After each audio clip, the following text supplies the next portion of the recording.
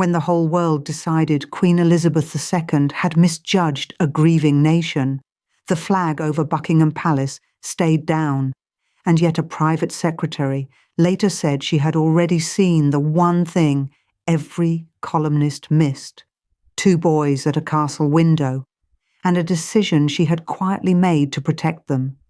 If the untold stories from behind the palace walls are what you came for, subscribe and turn on the bell. The ones you were never quite meant to hear are already queued. Balmoral, September 1997. Diana was dead. The country was drowning in flowers and rage, and the rage needed somewhere to go. It went to a flagpole. Above Buckingham Palace, that pole stood bare. No flag. To a grieving public, that emptiness said everything. It said the Queen did not care. It said she was 1,000 miles north, hidden in a Scottish castle, while ordinary people wept in the streets of London. The newspapers did not whisper this. They screamed it. Front page after front page demanded she come home. Show us you are hurting. Show us the woman behind the crown. One headline asked where the Queen was. Another told her that her people were suffering. And speak to us, ma'am. For a monarchy that had survived war and scandal and the slow erosion of a century, it felt, for a few days, genuinely fragile. And inside the castle, there was silence. Not the silence of a woman who had missed the mood. According to a private secretary who was there, it was the silence of a woman who had read it earlier than anyone and reached a different conclusion. Because Elizabeth was not thinking about the flag or the cameras or the columnists sharpening their knives. She was thinking about 2 boys, William and Harry, 15 and 12. Their mother, gone in a car in a Paris tunnel, her face on every television in the world. And the staff remembered where those boys stood in the days after, at the window, watching the world work itself into a fever over a death that had cut them open. The advice pouring in from London was simple. Bring the family south. Put them in front of the crowds. Let the nation see the princes grieve. It would have been the popular move. It would have quieted every headline overnight. Elizabeth refused. Not because she was cold, because, staff said, she had looked at her 2 grandsons and decided the cameras could wait. They were not a public relations problem to be solved. They were children who had just lost their mother, and she would not march them onto a stage to be photographed until they were ready. In Balmoral, away from the lenses, they could walk the hills. They could be quiet. They could grieve as boys, not as symbols. 1 million viewers saw a queen who would not lower a flag.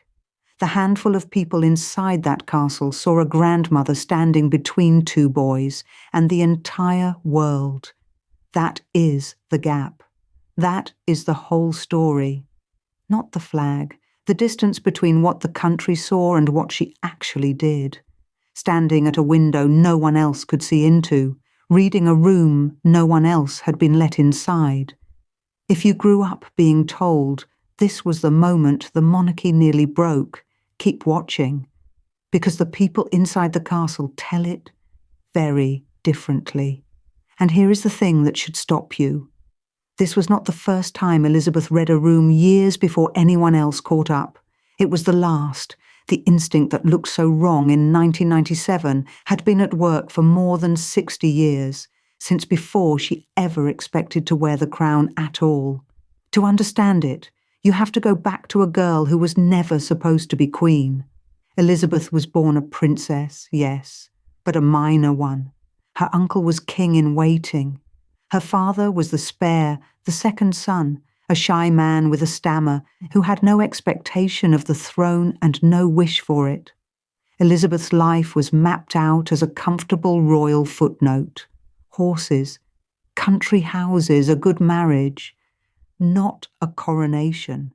Then, in 1936, the map burned. Edward VIII abdicated. He gave up the throne of the British Empire to marry Wallis Simpson, an American divorcee the establishment would not accept as queen. He went to a microphone and told the nation he could not carry the burden without the woman he loved. And in a single stroke, he handed the entire weight of the crown to the brother who had never wanted it. Her father became George VI overnight. That shy man with the stammer was king, and Elizabeth, 10 years old, became heir to the throne of an empire. What did a 10-year-old learn from watching that? The people who knew her as a child and the aides who came later described the same lesson taking root. She watched her uncle talk his way off the throne. She watched her father, who could barely get a sentence out in public, carry it anyway, through duty and silence and sheer endurance. One man performed. The other watched, listened, and lasted.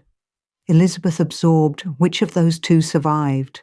Aides said she learned early, earlier than most children learn anything, that the crown rewards watching over speaking, that the person who says the least in a room often controls it. She grew up quiet, observant, careful, in a family that had just been nearly destroyed by a man who spoke his heart out loud. Then came the war, and the watching had somewhere to go. When the fighting reached its final stretch, the young princess did something almost no royal had done. She put on a uniform, she joined the Auxiliary Territorial Service and trained as a mechanic. She learned to strip an engine, change a tire, read a spark plug. There are photographs of her in overalls, sleeves rolled, hands dark with grease, leaning into the guts of an army truck.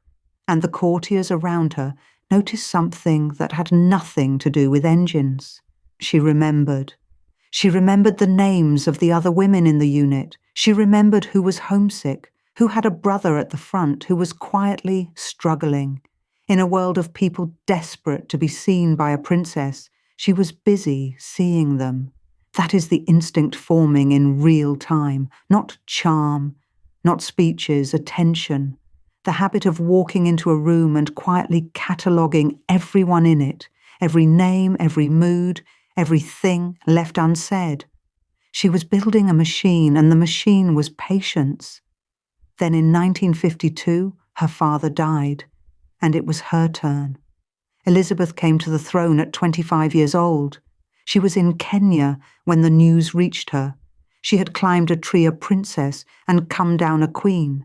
And waiting for her back in London was the man who would be her first prime minister, a man who had already buried Victorian statesmen, who had led Britain through its darkest war, who had shaken hands with presidents and dictators alike. Winston Churchill. Understand the scene. Churchill was 77 years old, a living monument. He had been in public life before Elizabeth's grandfather was crowned, and now he was to serve a young woman barely out of her 20s, a queen he had known since she was a small girl at family gatherings. He arrived at his weekly audiences, friends said, more or less expecting to educate her, to guide the inexperienced sovereign, to be the wise old hand steadying the throne. He was, by every measure, the most powerful and experienced man in the room. And within months, something strange happened. Something the people close to Churchill only admitted quietly. Later. He started looking forward to those audiences the way a man looks forward to something he cannot quite explain. He would leave them thoughtful.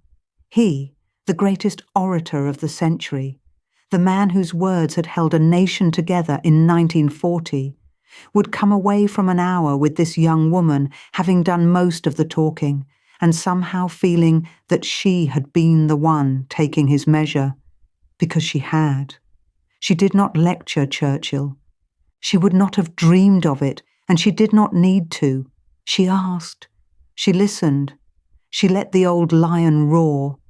And while he roared, she watched. She noticed what he was proud of and what he was worried about and what he was hiding under all that magnificent language. The man who came to instruct the young queen was, month by month, being quietly read by her.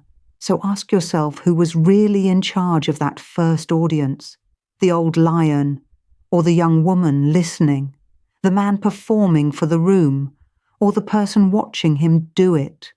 Churchill himself, near the end, is said to have adored her, not with the affection of a mentor for a pupil, with something closer to respect, the wary respect one strategist holds for another. He had spent a lifetime being the sharpest mind in every room he entered, and he had finally met someone who let him believe he still was.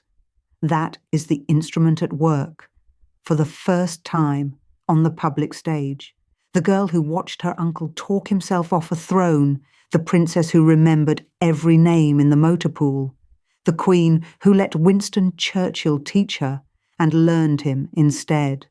And here is where it becomes a pattern, though I am not going to give you the pattern all at once, because the point is that nobody saw it all at once, not the politicians, not the press. Churchill was only the first. After him would come Prime Minister after Prime Minister, each one walking into the palace convinced he was there to explain the world to her, each one leaving somehow, having been the one explained. Every single one arrived to teach, every single one left, briefed. Hold the number for now, hold the full evidence, because the count of how many men made that same mistake over how many decades is one of the quietest, most astonishing things about her reign, and it deserves to land properly rather than be tossed off in a sentence.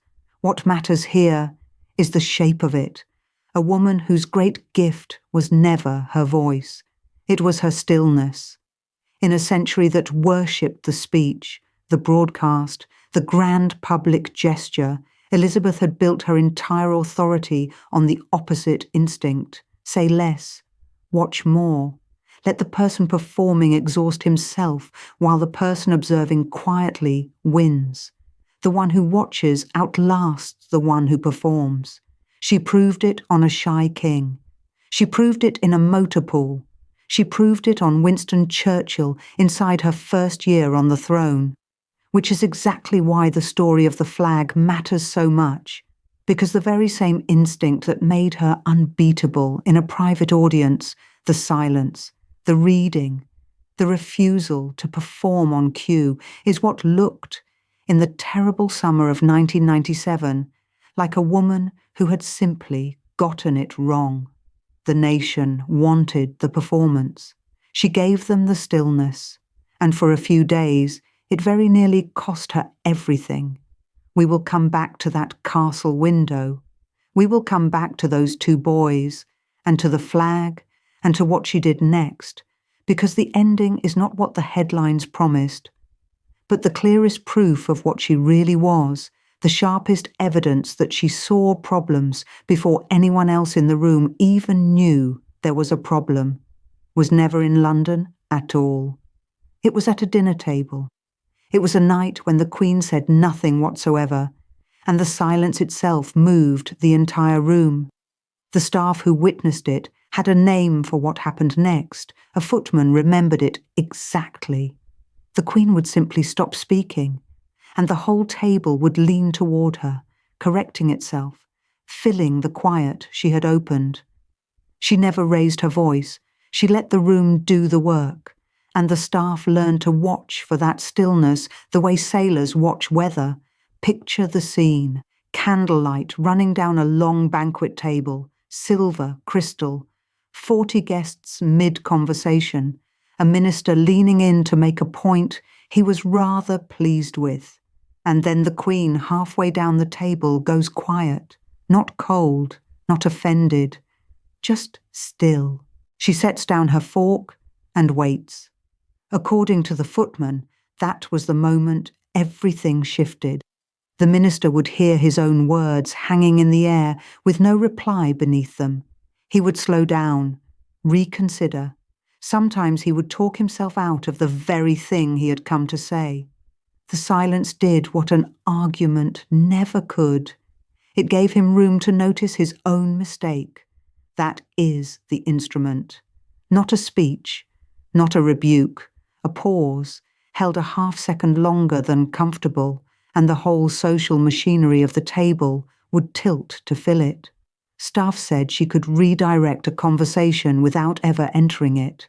She would let the person performing keep performing, and she would watch, and the watching outlasted the performance every single time. Understand what that takes. Most people cannot bear a silence. They rush to fill it, to smooth it over, to be liked. She had trained the instinct out of herself, or perhaps it was never there. The quiet did not frighten her. She had learned, long before the throne, that the person who can sit inside a silence controls the room that cannot. And this was not only a dinner party trick. It followed her into the most serious room in her working life, the weekly audience with her Prime Minister. 12 Prime Ministers passed through those audiences across her reign. Each arrived, courtiers noticed, with the same private assumption, that their job was to explain the world to her, that she was, in some gentle way, to be briefed, and each of them, in time, discovered the arrangement running the other direction. Harold Wilson is the clearest case. Wilson came in as a Labour man, sharp, a little wary of the palace, expecting formality and not much else. What he found unsettled him in the best way. He grew genuinely fond of those meetings. And more than once, people around him reported he left an audience saying she knew details of cabinet business he had not yet been briefed on himself. Sit with that. The Queen, who chaired no committee, who cast no vote, who by the rules of the Constitution was meant to be informed rather than informing, somehow knew what was moving through his own government before the papers had reached his desk. She read every red box that came to her, every night for decades. She met everyone. She forgot nothing. And she never let on how much she held. Wilson reportedly walked out of the palace, red ministerial box under his arm, feeling he had been the one gently examined, not lectured, not corrected, examined. That was the pattern with all of them. They came to instruct a woman and left, having been read by her, and the strange thing is how few of them seem to mind. Being understood that completely is its own kind of flattery. So far, this is a portrait of quiet mastery in comfortable rooms, banquets, audiences, places where she held every advantage. But the real test of an instrument is what it does when the stakes turn dangerous. And in the autumn of 1979, they did. Picture the room her own security begged her not to enter, and understand why she walked in anyway. The place was Lusaka, the capital of Zambia. The occasion was the 1979 Commonwealth Summit, and the air around it was poisonous. At the centre of everything sat Rhodesia. The white minority government there had spent years defying Britain and the world, and the region had slid into a brutal war. Guerrilla fighters operated out of the neighbouring states. Zambia itself had been bombed. And into that, the Commonwealth was trying to broker a settlement that would bring Rhodesia to a proper majority-rule future as Zimbabwe. British security took one look at the plan and blanched. The Queen, in a city on the edge of a war zone, moving among leaders, some of whom Britain had recently been fighting by proxy. There were genuine fears for her safety. There were voices, loud ones, arguing she should stay away entirely, or at the very least stay behind a wall of protection, kept apart from the delegates, seen but not exposed. She went. And she did not hide. What the aides described next is the whole of her genius in a single gesture. Rather than let the summit open in an atmosphere of suspicion and armed nerves, she moved among the African leaders herself. She hosted them. She spoke with each of them privately, one by one, before the formal sessions began. Kenneth Kaunda of Zambia, Julius Nyerere of Tanzania, men who had every reason to distrust the British government, arrived to find the British monarch treating them not as problems to be managed, but as people to be known. And the temperature dropped. The politicians had been losing the negotiation. Positions were hardening, tempers were fraying. The thing was slipping toward collapse. Her presence, quiet and personal, and completely without threat, steadied a room the professionals could not hold. Within days, the summit found the opening it needed, and the road toward a settled Zimbabwe ran through the ground she had prepared. Here is the detail that lifts it from good manners to something rarer. Aides said she had sensed the tension weeks before it broke, not on the ground in Lusaka, in the moment, reacting, long before in London, reading the traffic of telegrams and moods and knowing where it was heading. The reading happened ahead of the crisis, not during it. By the time everyone else arrived at the danger, she had already decided how she would meet it. That is the difference between nerve and timing. A brave person walks into a dangerous room. A person of timing knows, weeks out, that the room will need her and arrives having already done the quiet work that makes the danger dissolve. What looked like courage in the moment was really foresight from a distance. She was not reacting to the summit. She had read it like a red box, cover to cover, before it was even convened. And so a question begins to form, the one that will not leave you for the rest of this story.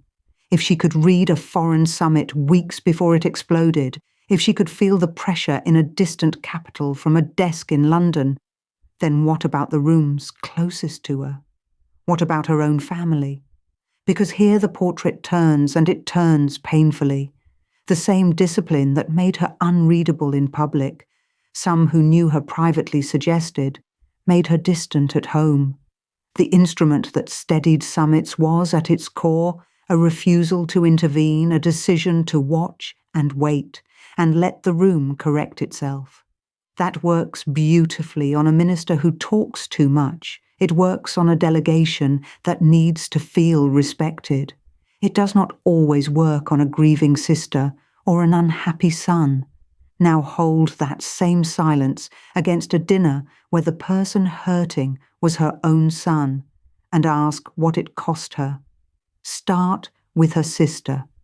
In the early 1950s, Princess Margaret fell in love with Group Captain Peter Townsend, a decorated war hero who had served the royal household. He was also divorced. And in the Britain of that decade, with the Church of England behind the crown, a marriage was all but impossible without Margaret giving up her place in the line of succession. The Queen watched her sister's happiness collide with the institution she herself embodied. And she did what she always did. She waited. She said little in public. She let the pressures of church and government and the machinery of the monarchy do their slow, grinding work. Biographers have argued for decades over how much she could have done, how hard she truly tried to find a way through for Margaret and Townsend. What is not in dispute is the outcome. Margaret gave him up, and friends said she carried the loss quietly for the rest of her life. The silence that moved a banquet table could not, or would not, be spent to save her own sister's love. Then a generation later, the fracture that would come to define the family in the public eye, Charles and Diana. The Queen watched that marriage strain, then crack, then fail, across the 1980s and into the 90s. Staff described the body language at public engagements, the two of them standing a careful distance apart, the strain visible to anyone with eyes. Behind palace doors, the tension was worse. And here was the woman who had felt a summit turn from a continent away, watching a catastrophe assemble itself in her own drawing rooms, under her own roof, between two people she loved. Some who knew her have suggested she saw it clearly, that she understood, perhaps earlier than anyone, that the marriage was in trouble and that the trouble would not stay private. But seeing is not the same as repairing. The instrument she had spent a lifetime perfecting was an instrument of restraint. Watch. Wait. Do not rush the room. Let time and stillness do the work. And a marriage is not a summit. A grieving child is not a minister who can be gently steered back to sense with a well-placed pause. This is the cost, and it is the heart of the whole story. The very trait that made her the steadiest monarch of the modern age made her, at times, unreachable to the people who needed warmth rather than judgment. The gift and the wound were the same trait. Silence that steadied a nation could wound a son. The discipline was not a mask she could remove at the family dinner table. It was who she had become. She had trained herself so completely to watch, rather than to reach that, when reaching was what was called for. The habit of a lifetime held her still. Understand, this is not an accusation. The people who describe it do so with sympathy, not blame. They are describing a human cost, the price paid for a particular kind of greatness. A woman does not spend 70 years mastering the art of saying nothing without that art shaping every room she enters, including the ones with her own children in them. The Crown asked her to be a certain kind of person in public. She became that person so thoroughly that she could not always set it down in private. And so the answer to the question that had been forming comes back cruel and clear. Could the woman who read every foreign crisis read her own family? Yes. She read them perfectly. She saw the problem with Margaret. She saw the problem with Charles and Diana. She saw all of it, likely before anyone spoke. The tragedy was never blindness. The tragedy was that the instrument that let her see was the same instrument that stopped her from reaching in and holding on. She could read the room. She could not always save it. Sit with that gap for a moment, because it is the real one, not the gap between a cold queen and a warm one. The gap between a woman who saw everything and a woman who, at home, could not always act on what she saw. The public read her silence as strength. The family, sometimes, felt it as distance. Both were true. It was the same silence. Which brings us finally all the way back to where this began, to a castle in Scotland and a flag that would not rise. Because once you understand what she was, the events of that terrible week look completely different. A woman who sensed a summit weeks before it broke does not simply misjudge the mood of an entire nation by accident. A woman who read 12 prime ministers, who steadied Lusaka from London, who saw her own family's fractures long before the world did, does not fail to notice a country in grief happening directly beneath her windows. And so the question that had been building all along came due back where it started. If she could read a summit weeks before it exploded, then the flag over Buckingham Palace in September 1997 was no misjudgment at all. It was timing. The only thing left to explain was what exactly she was waiting for. What she was waiting for was the exact moment the country needed her, and not a single day before.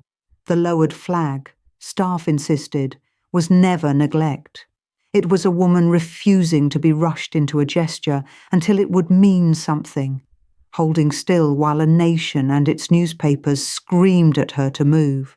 And here is where the whole story turns, because to understand that stillness, you have to stop thinking of it as failure and start seeing it as method. Her genius was never eloquence. She was not a great speaker. She never pretended to be. Ask anyone who worked beside her, and they will tell you the same thing. The sharpest instrument she ever carried was timing. Think about what silence actually buys a monarch. A prime minister who commits to a position is trapped by it. A columnist who declares a verdict has to defend it. But a queen who says nothing keeps every option open. She can watch which way the room breaks. She can wait for the mood to reveal itself. Patience in her hands was not weakness dressed up as dignity. Patience was power. The person who stays quiet holds the last word because they have not yet spent it. That is the discipline that shaped 7 decades on the throne. And you saw it most clearly in the one relationship the public never got to watch. The Queen and her prime ministers, alone in a room once a week, with no minutes taken and no recording made. Remember the young woman Churchill arrived to instruct back in 1952? He came expecting to lecture a girl of 25 on the affairs of a battered empire. Within months, his own friends admitted the traffic had reversed. He was the one leaving those audiences having said more than he meant to, briefed by the very person he had planned to brief. And that was not a one-time trick. That was the pattern of her entire reign. 12 prime ministers came and went while she stayed. 12 of them walked into that room convinced they had arrived to explain the world to her. Harold Wilson, who reportedly came away certain she knew details of cabinet business he had not yet been told himself. Margaret Thatcher, who found the weekly audience more searching than any interview. Every one of them, from the cigar smoke of Churchill to the men who governed in her final years, arrived to instruct and left having been read. Stop and picture that line of them.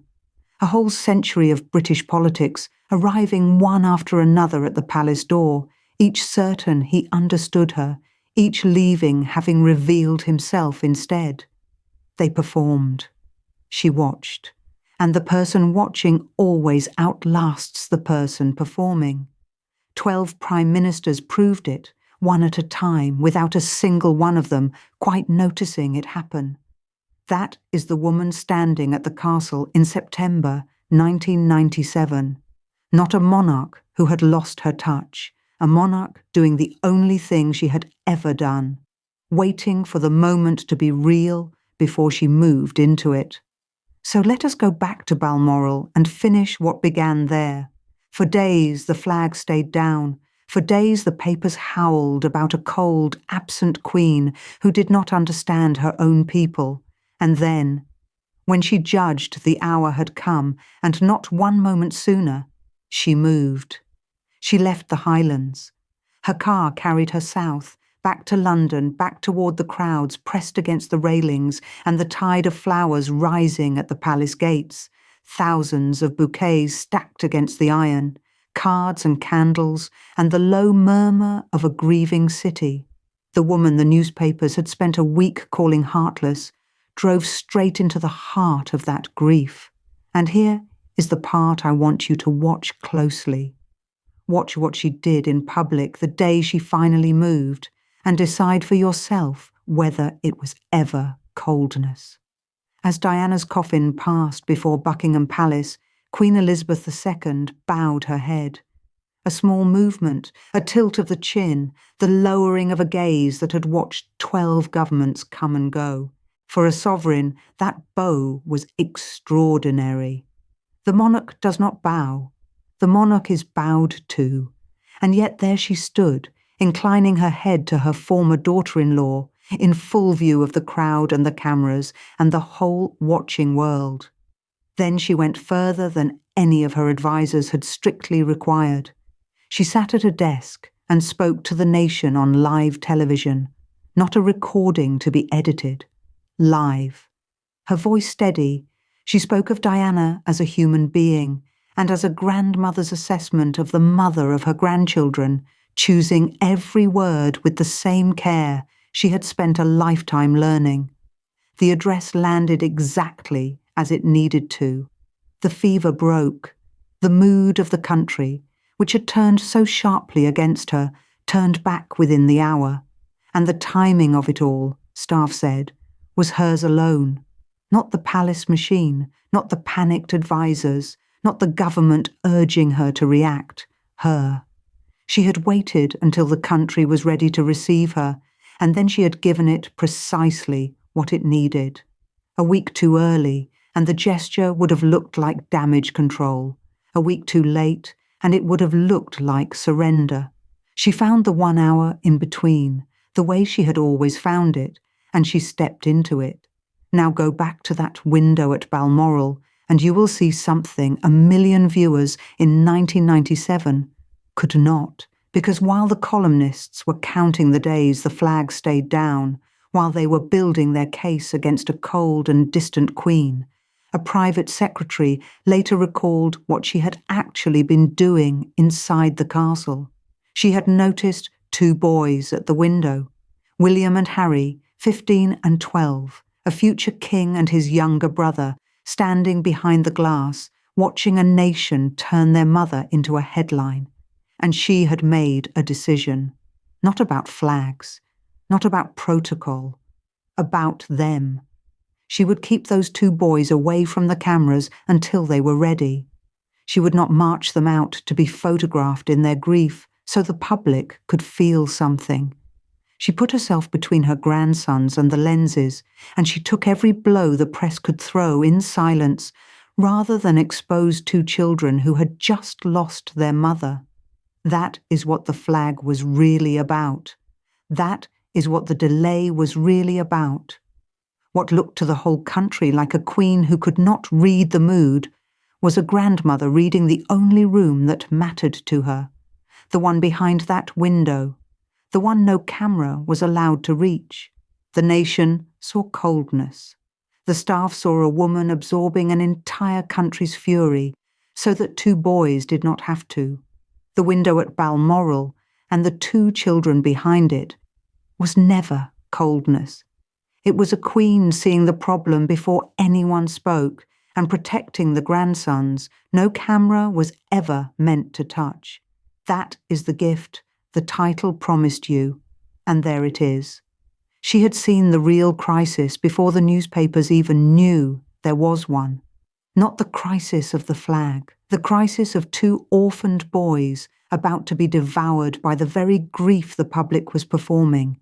She saw it first, she acted on it first, and she said nothing, because saying nothing was the only way to shield them. If these stories from behind the palace walls hold you, the ones the papers got wrong and the staff quietly set straight, then here is something worth knowing. Subscribing costs nothing, and more like this are already queued and waiting. The bell means you will not miss them. Now come back to the window one last time. Dusk over Balmoral. The glass empty now. The 2 boys long grown, the flowers at the gates long cleared away. Somewhere in the archive there is still the footage of that lowered flag, and for a generation it was filed under the Queen's great failure, the week she misjudged her people, the moment the crown lost touch. But you have seen it now from the inside. You have watched the same instinct that read Churchill in 1952, that read a summit in Lusaka weeks before it exploded, that read 12 prime ministers who each thought they were reading her. And you know that the silence over Buckingham Palace was the last, clearest proof of the only gift she ever truly had. What the papers called a misjudgment was, in truth, the final move of a woman who had spent 70 years learning exactly when to act and when to say nothing at all. 70 years of watching, 70 years of holding her tongue until the tongue was worth spending. The girl who was never meant to be queen, who learned early that the crown rewards the one who watches over the one who speaks, closed the great crisis of her later reign with the same instrument she had carried since the beginning. Not a speech, not a gesture rushed to please the crowd. Timing. The person watching outlasts the person performing. She had proved it in 100 quiet rooms across a lifetime, and she proved it One last time in front of the whole world, when the world was certain she had lost. So hold the window a moment longer than feels comfortable. The empty glass, the fading light, the shape of two boys who once stood there while a nation raged at the woman who was busy shielding them. A queen who saw the problem before anyone spoke, and who said nothing at all, until it was time.